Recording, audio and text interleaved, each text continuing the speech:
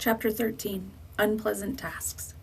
The next day I had the boys coat some large sticks with bird lime, then climb up and put them near the figs.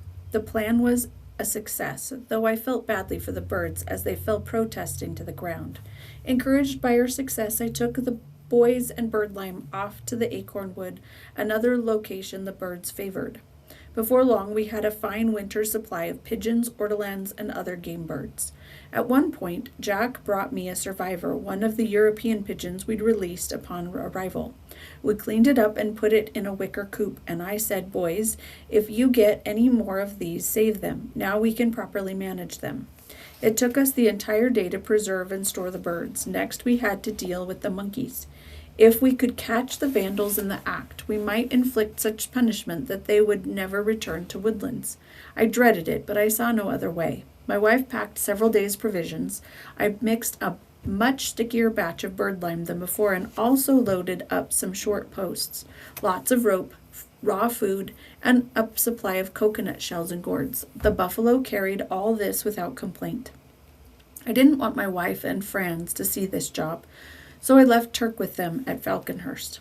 As we neared Woodlands, I asked Fritz to select our campsite. He chose an excellent spot, hidden from the cottage by thick bushes and with room for a small tent. If Juno and Fangs got loose, it could ruin my plan. From this base, we advanced on our cottage. It was quiet and deserted. "Get to work," I ordered, "and be quick. We must be out of sight before they return." We drove the stakes lightly into the ground all around the house, winding rope in and out of them in all directions. Nothing could pass through without touching something. We smeared every rope and stake with bird lime. We coated the outsides of the coconut shells and gourds with bird lime. Then we filled them with rice and grain and set them out. I had the boys spread the remainder of the mixture on nearby tree branches. Nothing interrupted us, and at nightfall we returned to camp to rest. Very early in the morning we heard a commotion in the distance. We armed ourselves with strong clubs, leashed with dogs, and crept toward our trap. We halted in a well-hidden spot to watch and wait. The scene was one of the wildest I ever saw. Soon we heard rustling, crackling, and creaking among the branches, accompanied by the shrieks and chatters that confirmed our guess. From the forest sprang a disorderly rabble of monkeys, leaping and racing toward the house. Many hurried to feast, while others scrambled onto the cottage roof, trying to break in. In the process, most of them got the bird lime on themselves. Some sat down and tried to clean it off, which made it worse. Others got hopelessly tangled in stakes and cords, or had a coconut shell or gourd stuck on to their hands. Some tried to help each other and got stuck together.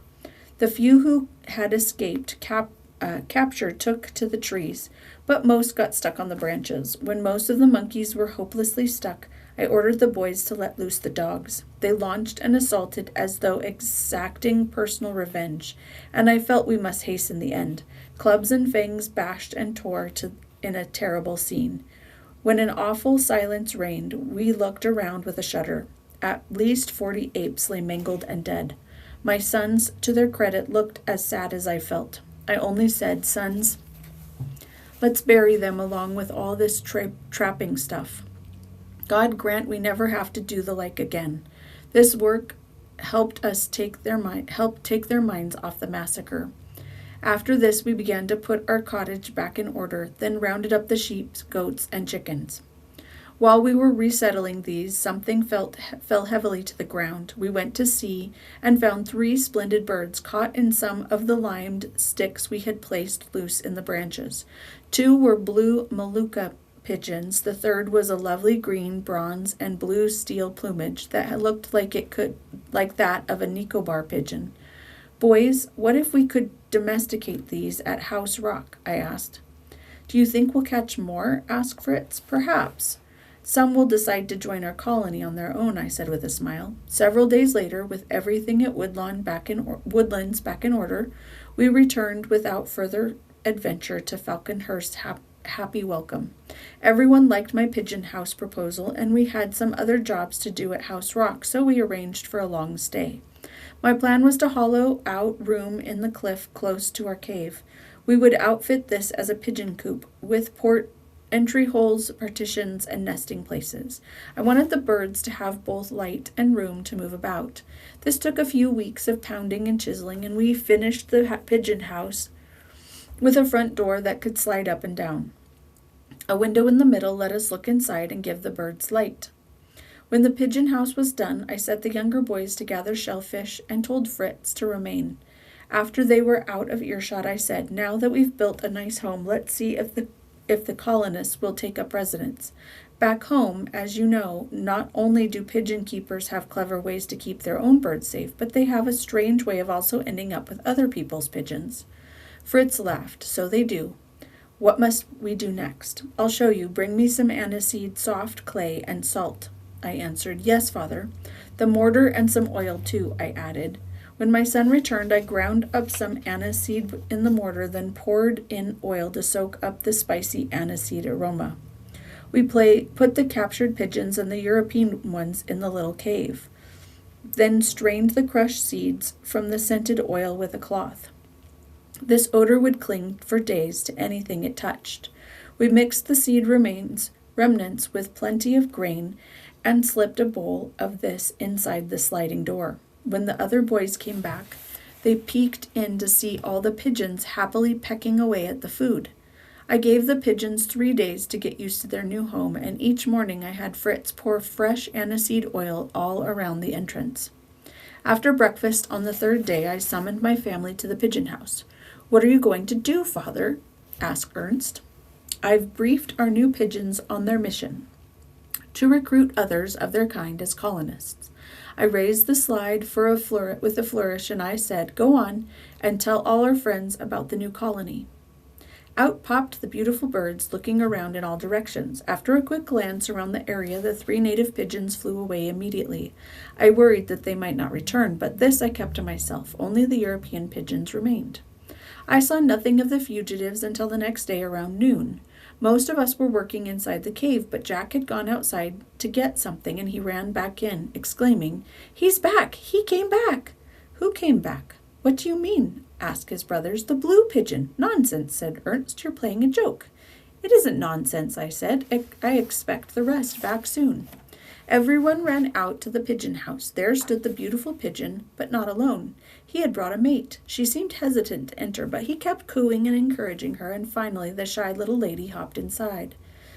"Hurry up, shut the door," shouted the boys, rushing for the rope that lowered the panel. "Quiet down and leave that alone," I said. "You'll frighten them. That's no way to treat colonists, as you ought to know. Besides, you'll lock out the others." The next news came courtesy of Fritz's keen eyes when he called out, "Here they come!" To our delight, the second blue Molucca pigeon arrived with his own mate. He had an easier time getting her to enter the little cave. The third and the handsomest of the new pigeons had yet to appear. Late in the day, Franz and his mother went out to start dinner, but the child soon rushed back inside, exclaiming, "Come see, they're beautiful!" We came out in a rush, and it was true. The Nicobar had brought a bride. All the pigeons seemed content. The blue Moluccas had already been building nests, and the Nicobars got to work. They were settling in happily with our European birds. We worked without incident for some time after this. Eventually, Jack got restless and decided to go off by himself. He discovered he loved to surprise us with new, interesting discoveries, and we liked this as well. This time, true to form, he had something interesting. He returned with a bundle of Spanish canes on his back. He was also a miserable-looking mess, covered from head to foot in mud and green slime. The canes were just as muddy, and he was missing a shoe. We would have laughed, but he looked ready to cry. "Jack, what in the world happened to you? Where have you been?" I asked. "In the swamp, father," he answered, unloading the bundle with relief. "I went to get reeds to weave baskets and hen coops, and I saw some fine ones in the swamp. When I tried to get them, I slipped and sank in over my ankles. I tried to keep going, but I got stuck up to my knees in the mud. I screamed and shouted, but nobody came. It was terrible.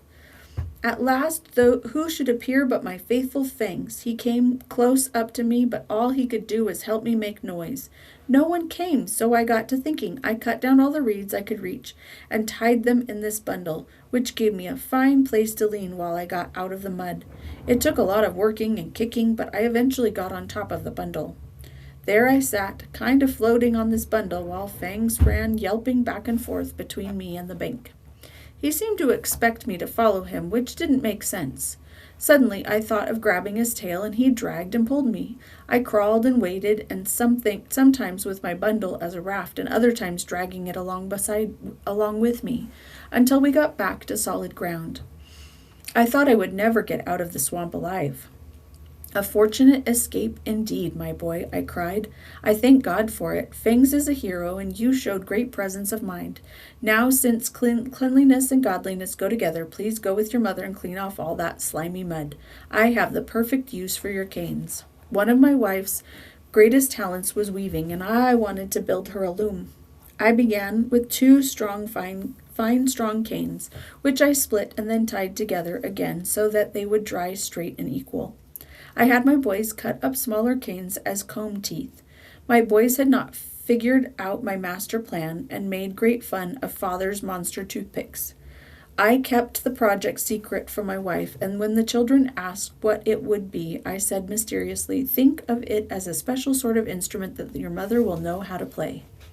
When the loom was done, we all gathered around. Jack had brought the material, so I gave him the honor of bringing his mother to see. My men, she cried joyfully, wait till you see the things I can make with this. Soon my sons marveled at her nimble skill as she played the loom, as they put it. About this time, Lightfoot the onager had a beautiful little colt. From the first, he showed signs of a pleasant disposition, rare and helpful in a donkey. I named him Swift and planned to train him as my mount. With the cavern's interior in good shape, we turned to the issue of fresh water. It was a great nuisance to haul water every day from Jackal River. I wanted an aqueduct in place before the rains came. We built one similar to that in the Falconhurst using bamboo pipes sealed with rubber. These led to a large, partly buried half barrel. The result was so helpful to all, but especially my practical Elizabeth, who said, I like this better if you built me a marble fountain decorated with mermaids and dolphins. It was time to store up food. We made many trips with cart, sledge, animals, sharkskin leggings, and garden implements to harvest our plantation and to forage for wild food. Load after load arrived at the cavern, and my wife was constantly making new bags. We kept up until every barrel of every size was full. As we were finishing this work, the weather grew unsettled and stormy, with heavy clouds on the horizon most of the time. The turbulent sea drove masses of water hissing and foaming against the cliffs. It was almost June. The rains could not be far off, which meant 12 weeks of bad weather. We moved the Cow, Grizzle, Lightfoot, and Storm into their cave stables. We brought the dogs inside. Nips and Fangs and the Eagles were sure to provide amusement during the long evenings. The boys would make regular trips to check on Falconhurst and bring back anything we needed. Our minds turned to improving the cave. Its worst feature was lack of light, and after giving this some thought, I called for Jack. He was able to climb up a bamboo pole and attach a pulley to the ceiling, and then attach a large ship's oil lantern to one end of the rope we ran through the pulley. Our dark cave was now pleasantly lit. Each room needed improvements. Ernst and Franz built a library, making shelves and sorting the books salvaged from the ship. Jack and his mother improved the sitting room and kitchen, while Fritz and I arranged the workshops. The carpenter's bench, the turning lathe, and a large chest of tools were set in convenient places, and many tools and instruments hung on the wall. We had brought the pieces of a forge from the wreck, complete with fireplace, bellows, and anvil, and these we set up in an adjoining chamber. Our work never ended, but I didn't mind. I kept coming up with new plans because hard work is progress towards a good result. It is always a morale builder. Being comfortable was a full-time job, but a very worthwhile one. Education was another fine use of time. Ernst and Franz took custody of our fine library. We had volumes on travel, divinity, and natural history, science, and history, as well as novels in several languages. In addition to our native German, we all spoke passable French. Fritz and Ernst had begun to learn English in school. Elizabeth had learned Dutch from some family friends. We decided to broaden our knowledge of languages. We all planned to improve our French. The older boys were to study English and Dutch with their mother. Ernst wanted to improve his Latin and the language of many books on natural history and medicine. Jack announced that he meant to learn Spanish because it sounded so majestic. I myself was interested in Malay, widely spoken in the eastern seas. It might well be useful, but soon scraps and bits of each language were buzzing about our ears from morning to night. With constant practice, we all learned quickly, and everyone learned a few words of each language under study. Occasionally, we amused ourselves with opening chests and packages previously untouched, bringing to light unexpected treasures: mirrors, a pair of marble-topped and end tables, elegant writing tables, handsome chairs, lots of clocks, a music box, and more. We had grown used to primitive furnishings made from bamboo and ship's wreckage. Now our home began to feel like a palace. The children decided that Rock House was a dull name and asked to rename it. "What, have you a name in mind?" I asked them. We like Rockburg, Father," answered Franz. "Elizabeth?" I asked my wife, busily weaving on her loom. "Rockburg it is," she said without interrupting her labor, and it was done. This rainy season seemed to pass more swiftly, perhaps because we knew its approximate duration. We spent most of my time in study, but I took time for some carpentry.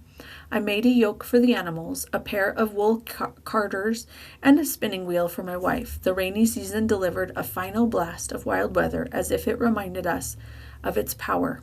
At last the uproar died away, and nature once again wore her peaceful, beautiful smile. Soon all traces of the floods and storms would disappear beneath the luxuriant tropical growth. How delightful to roam once more in the open air. We crossed Jackal River for a walk along the coast, and presently Fritz's sharp eyes spotted something on the small island near Flamingo Marsh. "It looks like an overturned boat," he said. I looked with the telescope and agreed.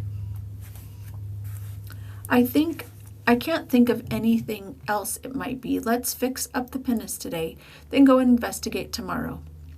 As expected, my sons loved the idea of beginning the warm season with an adventure. The next day we sailed for the steep, rocky islet. Islet? As we drew near, we got a better look. The overturned boat was actually a huge stranded whale.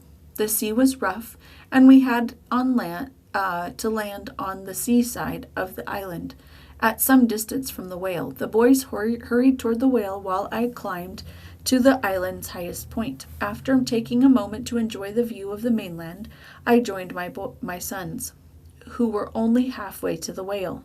They had stopped to collect shells and coral branches that lay scattered about. "Father, just look at all these glorious shells and coral branches. Why are there so many?" "Probably the storms tore them loose and scattered them," I replied. "Waves large enough to strand a whale could probably move anything in the sea." "Yes, he's quite a brute," cried Fritz as we drew near. "Much bigger than I thought.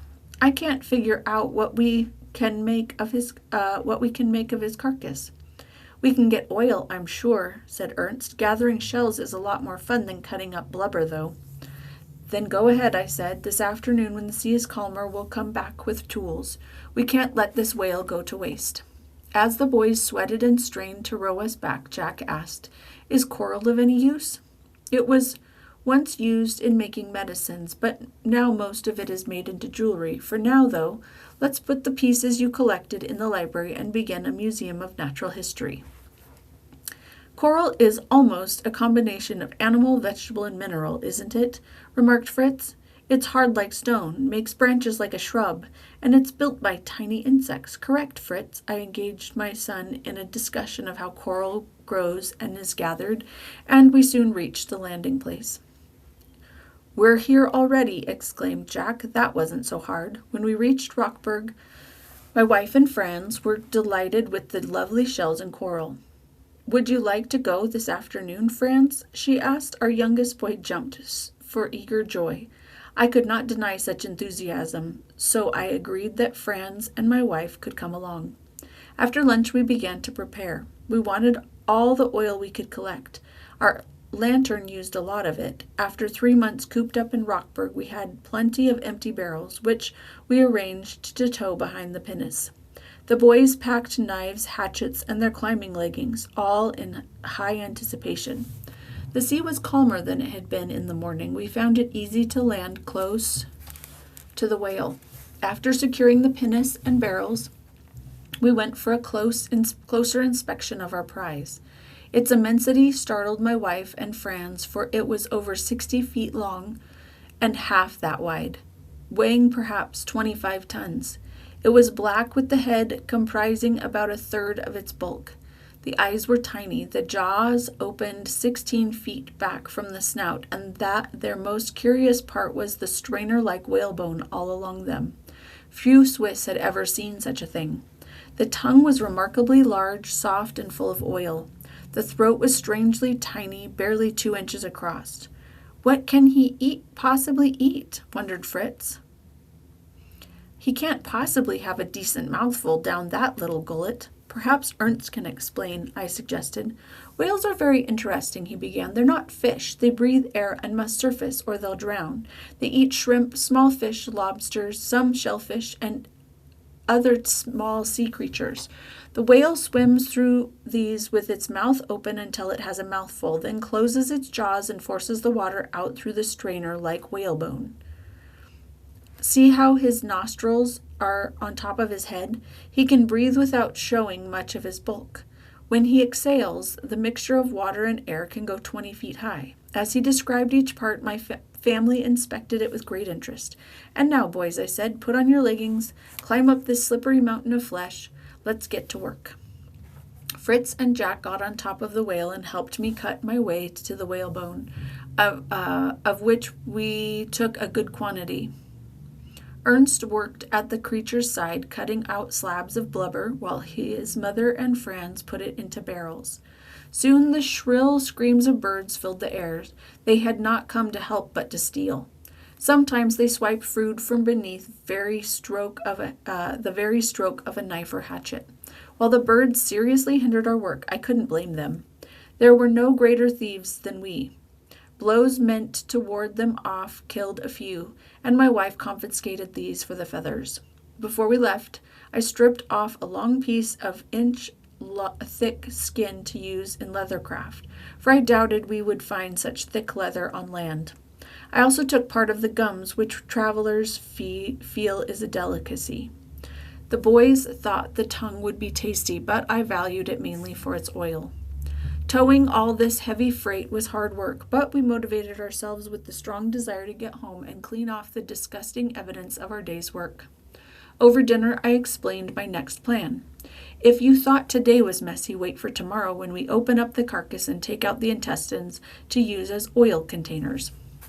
"Franz and I will pass, thank you," said my wife, and I agreed. The next day, we got a very early start on this all-day job. Only when we were sure we could get nothing else of use did we abandon the remainder of the birds. We headed home with a full load. I was very satisfied with my sons, who had not complained at all. On the way back, the boys wondered how I had thought up to use this use for the intestines. "In some countries," I explained, "there's no wood for barrels nor hemp for ropes. By now, you all know that necessity breeds invention. Greenlanders, Eskimos, and other similar peoples have come up with useful substances. The whale's intestines make good containers, and the tendons and nerves can be used as ropes." Everyone was glad to land and clean up. After a refreshing bath, clean clothes, and dinner, we were all cheered up and we rested for the next phase.